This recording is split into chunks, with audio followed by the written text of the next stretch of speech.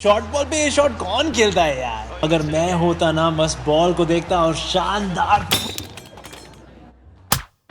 खुद को एक्सपर्ट समझते हो तो खेलो प्लेयर स्पॉट पर लोएस्ट एंट्री फी में। इस गेम में फाइनेंशियल रिस्क है और लत लग सकती है। कृपया जिम्मेदारी से खेलें और अपनी रिस्क पे खेलें। गुड मॉर्निंग एवरीवन, मैं शशांक याग्निक आपके साथ मॉर्निंग न्यूज़ अपडेट लेकर के एक बार फिर से जुड़ गया हूं।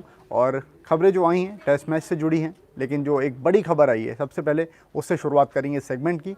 और बड़ी खबर ये है कि जोफ्रा आर्चर, जिन्होंने पहले मैच में पहली पारी में 2 विकेट लिए थे, दोनों ओपनर्स को हमारे आउट किया था और अगली पारी में उन्होंने 1 विकेट लिया था, वो दूसरे टेस्ट मैच में नहीं खेलेंगे। जोफ्रा आर्चर को दरअसल इंजरी हुई है और इंजरी जो उनको हुई थी उसके कारण उन्होंने एल्बो में इंजेक्शंस लिए थे और अब उसके कारण थोड़ा सा वो डिस्कम्फर्ट महसूस कर रहे हैं। इसके चलते इंग्लैंड क्रिकेट बोर्ड ने यह फैसला लिया है कि जोफ्रा आर्चर को दूसरे टेस्ट मैच में नहीं खिलाया जाएगा।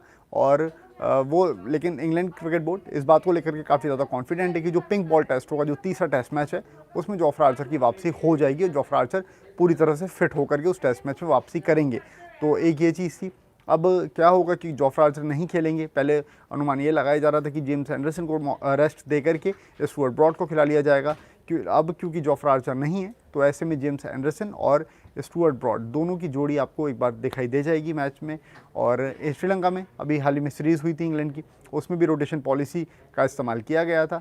एक मैच में एंडरसन खेले थे, एक मैच में स्टुअर्ट ब्रॉड खेले थे और वही चीज़ यहाँ पर होने की जो अनुमान लगाया जा रहा था, उम्मीद थी। लेकिन अभी जो न्यूज़ आई है उसके कारण स्टुअर्ट ब्रॉड और जेम्स एंडरसन का साथ में खेलना लगभग तय है। तो अब जो दूसरा टेस्ट मैच खेला जाएगा ये भी चेन्नई में होगा, सेम पिच पर ये मैच होगा। तो अब देखना ये है कि टीम इंडिया जोफ्रा आर्चर के ना होने का फ़ायदा उठा पाएगी या फिर स्टुअर्ट ब्रॉड जो आ रहे हैं और एंडरसन, तो ये दोनों की जो जोड़ी है वो टीम इंडिया पर हावी होगी। तो ये देखने वाली चीज़ रहेगी इस मैच में। अब आज जो मैक्सिमम खबरें आई हुई हैं वो जो टेस्ट मैच कल से शुरू होना है उसको लेकर के ही खबरें हैं। तो अगली खबर की तरफ बढ़ते हैं।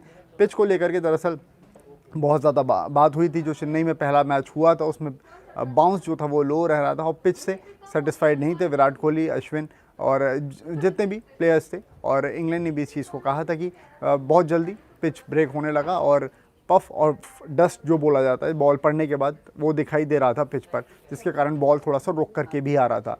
तो ये जो चीज़ देखी गई थी उसके बाद अब ये एक फैसला लिया गया। पिच को लेकर के काफ़ी ज़्यादा चर्चा हो रही थी। तो जो क्यूरेटर ने पिच तैयार करी थी पहले वाली, अब वो क्यूरेटर नहीं है वहाँ पर। वो दूसरी पिच जो तैयार हुई है दूसरे टेस्ट मैच के लिए, वो दूसरे पिच क्यूरेटर ने तैयार करी। जो पहले मैच की पिच तैयार करने वाले क्यूरेटर थे उनको विजय हज़ारे ट्रॉफी के लिए पिच तैयार करने के लिए भेज दिया गया है। तो अब जो दूसरी पिच है वो देखने वाली रहेगी कि किस तरीके से वह कौन करती है। हालांकि जो जॉस बटलर की जगह पर टीम में जो उनके विकेट कीपर आए हैं बैन फोक्स, उन्होंने जो पिच रीड करी है उन्होंने कहा है कि ये जो पिच है ये जल्दी से इसमें टर्न मिलना शुरू हो जाएगा और इसकी जो सॉइल है ये भी थोड़ी सी अलग महसूस हो रही है, उन्होंने एस्टीमेट अपना बताया है। तो फिर अब देखने वाली चीज़ ये रहेगी कि क्या कुछ पिच का कमाल रहता है, क्या जल्दी टर्न मिलना शुरू हो जाएगा। क्योंकि ट्रेडिशनली भारत में देखते हैं कि स्पिन गेंदबाजों को मदद मिलती है, क्या उसके अनुकूल ही। और ख़ास तौर पे चेन्नई की अगर आप बात करें तो वहाँ पे गर्मी ज़्यादा रहती है, पिच जल्दी ब्रेक होती है। तो देखने वाली चीज़ यही रहेगी कि वहाँ पर पिच पर किस तरीके से मैच होता है। उसके अलावा जो दूसरी खबर है, अगली खबर आपने रविंद्र जडेजा की स्पोर्ट्स तक पर ऑलरेडी देख ली होगी। तो अभी जो अनुमान लगाया जा रहा है वो ये लगाया जा रहा है कि ये खबर पहले बता दूं मैं आपको, ये टाइम्स ऑफ इंडिया में आई है और टाइम्स ऑफ इंडिया में ये खबर आपको यहाँ पे दिख जाएगी अगर आप देखेंगे पेपर तो। और इसमें लिखा हुआ है कि हो सकता है कि जो इंग्लैंड की पूरी सीरीज़ है, यानी कि टेस्ट सीरीज़ से तो बाहर हो ही चुके हैं और इसके बाद में जो लिमिटेड ओवर सीरीज़ है रविंद्र जडेजा, उससे भी शायद आपको बाहर रहें, उसमें भी आपको खेलते हुए ना दिखाई दें। क्योंकि टीम मैनेजमेंट जो है वो आगे के दौरे देखते हुए और इस साल की इंपॉर्टेंस को देखते हुए रविंद्र जडेजा के साथ जल्दबाजी नहीं करना चाह रहा है। वो बात इस अखबार में लिखी हुई है। उसके अलावा जो बाकी खबरें हैं वो मैं आपको बता देता हूँ। टी नटराजन को लेकर के जो खबर आई थी वो भी आपको स्पोर्ट्स तक पर दिख गई थी।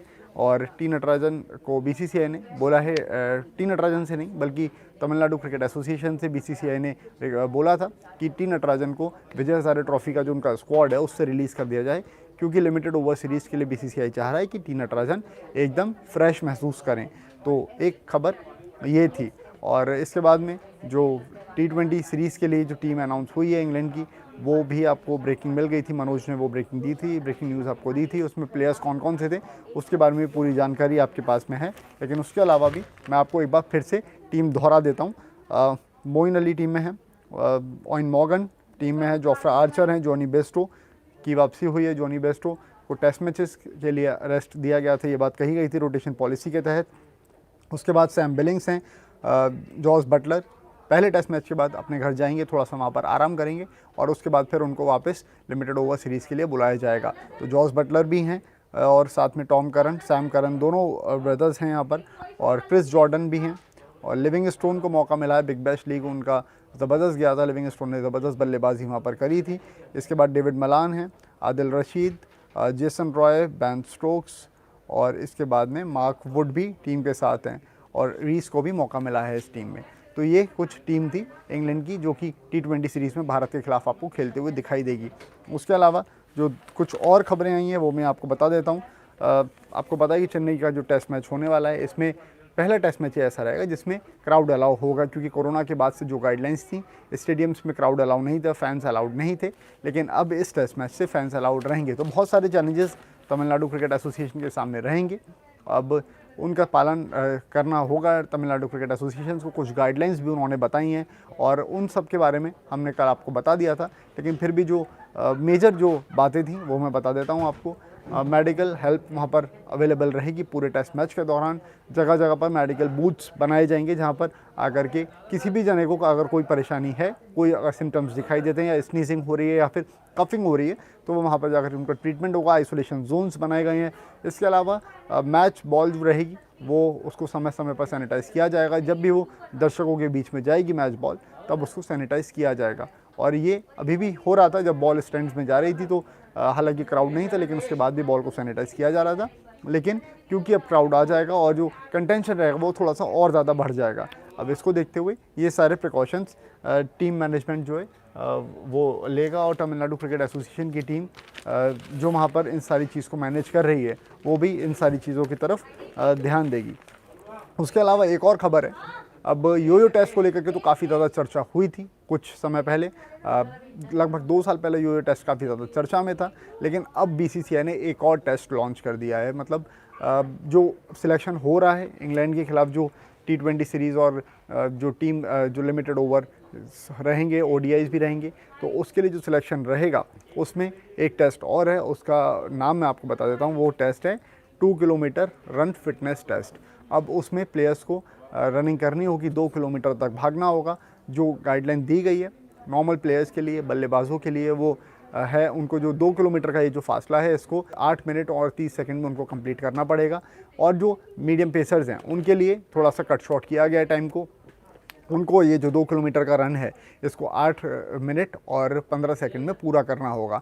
अगर ऐसा होगा तभी प्लेयर को सिलेक्शन के कंटेंशन में रखा जाएगा। अगर फिटनेस टेस्ट ये वाला साथ साथ योयो टेस्ट भी रहेगा, तो अगर इसको क्लियर नहीं कर पाते हैं प्लेयर्स, तो फिर उनका जो सिलेक्शन रहेगा वो डाउटफुल रहेगा। तो ये एक खबर थी और जो कि आई है, जो इस सीरीज़ में लेकर, इस सीरीज़ को लेकर के जो आगे लिमिटेड ओवर सीरीज़ होनी है इस दौरे को लेकर के, उससे जुड़ी खबर थी।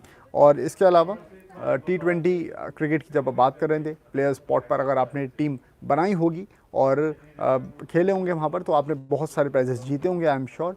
कल मैच हुआ पाकिस्तान और साउथ अफ्रीका के बीच में। पाकिस्तान ने 3 रनों से मैच को अपने नाम किया। मोहम्मद रिजवान ने ज़बरदस्त पारी खेली। पाकिस्तान ने पहले बल्लेबाजी करते हुए 169 रन बोर्ड पर लगाए थे, जिसमें मोहम्मद रिजवान ने नाबाद शतक बनाया था और ज़बरदस्त बल्लेबाजी उनकी तरफ से देखने को मिली थी। जब लक्ष्य का पीछा कर रही थी तो इंग्लैंड की टीम 20 ओवर में जो स्कोर था उनका वो कम रह गया और 3 रन से पाकिस्तान ने उस मैच को अपने नाम कर लिया। और 3 मैच की ये जो सीरीज़ थी इसमें पाकिस्तान ने 1-0 से बढ़त हासिल कर ली है और ये एक खबर थी। इसके अलावा कल BCCI की तरफ से, IPL कमेटी की तरफ से जो प्लेयर्स हैं जो ऑक्शन में रहेंगे, अब की बार जो उतरेंगे, उनकी लिस्ट जारी करी गई है। अगर मैं आपको एग्जैक्ट नंबर बताऊं तो 292 इतने प्लेयर्स हैं, 292 खिलाड़ी हैं जो ऑक्शन में अपनी दावेदारी रखेंगे और देखते हैं कि किसको मौका मिलता है, कौन से प्लेयर्स को मौका नहीं मिलता है। तो ये भी एक खबर आई थी IPL से जुड़ी हुई जो कि अहम थी प्लेयर्स को देखते हुए। इसके बाद नॉन क्रिकेटिंग फील्ड की तरफ आप देखेंगे तो खबरें जो आई हैं, ऑस्ट्रेलियन ओपन, राफेल नडाल ने ज़बरदस्त जीत हासिल करी है अमेरिका के प्लेयर के सामने उनको जीत मिली है। और अगर मैं आपको स्कोर लाइन बताऊं तो 6-1, 6-4 और 6-2 से उन्होंने इस मैच को जीता है। माइकल ममोह को उन्होंने हराया इस मैच में और तीसरा राउंड जो था उसमें एंट्री ले ली है। तो फिलहाल खबरें इतनी ही हैं। मेजर न्यूज़ जो भी आई थी इस मैच से जुड़ी हुई, जो कल से शुरू होने वाला है इंग्लैंड और भारत के बीच में, वो भी मैंने आपको बताई। और भी जो इर्द गिर्द खबरें थी खेल से जुड़ी हुई, वो सारी आपको इस वीडियो में मिल गई हैं। बाकी तमाम खबरें स्पोर्ट्स तक पर आपको मिलती रहेंगी। प्लेइंग 11 को लेकर के अगर कुछ अपडेट आता है टीम इंडिया की तरफ से तो वो भी आपको पता चलेगा। और साथ साथ एक और खबर जो कल आपको पता चली होगी, हालांकि परसों हम उस चीज़ के बारे में बात कर चुके थे, कल मॉर्निंग न्यूज़ अपडेट में भी उसके बारे में बात करी थी। अक्षर पटेल फिट हो चुके हैं, ऑफिशियली अनाउंसमेंट हो चुका है बीसीसीआई की तरफ से और अक्षर पटेल को सिलेक्शन के लिए मंजूरी दे दी गई है और सिलेक्शन के लिए वो अवेलेबल रहेंगे। तो एक खबर ये और थी जो मैंने आपको अभी बता दी। तो फिलहाल इतनी ही खबरें हैं और सारी खबरें हम कवर कर चुके हैं। इसके अलावा मेरा इंस्टा हैंडल याग्निक.शशांक है। आपके अगर कुछ सवाल हो तो आप मुझे वहाँ पर भेज सकते हैं, मुझे वहाँ पर आकर के फॉलो कर सकते हैं और हम वहाँ पर आगे चैट अपनी कंटिन्यू रख सकते हैं। तो फिलहाल इस वीडियो में इतना ही है। आप सबका इस वीडियो को देखने के लिए बहुत बहुत शुक्रिया। Thanks for watching this. Sports से जुड़ी किसी भी अपडेट के लिए स्पोर्ट्स तक को सब्सक्राइब करें और हमारे फेसबुक और इंस्टाग्राम पेज को भी जरूर फॉलो करें।